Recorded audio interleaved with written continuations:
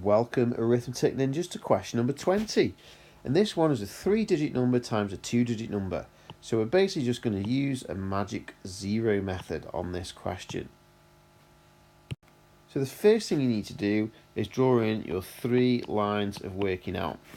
So here we go. We're going to start with this 3. And we're going to go 3 5s, 3 8s and 3 7s in that order.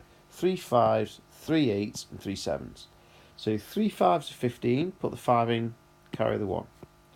3 8s are 24, plus 1 is 25, put the 5 in, carry the 2.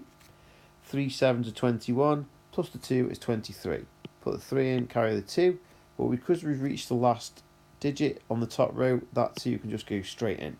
Now at this point it's worthwhile scribbling out your carried digits because you won't need them again. You don't want to try and add them again accidentally. On the next row we're going to times by this 2, but this 2 doesn't mean 2, it means 20. So to times by 20 you put your magic 0 in, then we're going to times by 2. 2 5s, 2 8s, 2 7s in that order. 2 5s, 2 8s, 2 7s.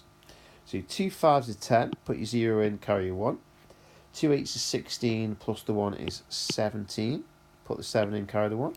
2 7s are 14, plus the 1 is 15, put the 5 in, carry the 1. And because we finished on the 7 there, this 1 can just go straight in. So that's 15,700. All that remains to be done is add your 2 rows together. But remember, scribble out your carried digits because you don't want to use them again by accident.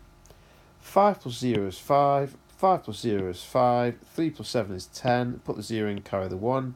2 plus 5 is 7, plus the 1 you've carried is 8, and 0 plus 1 is 1. Your final answer, put your column in, third digit in from the end, 18,055.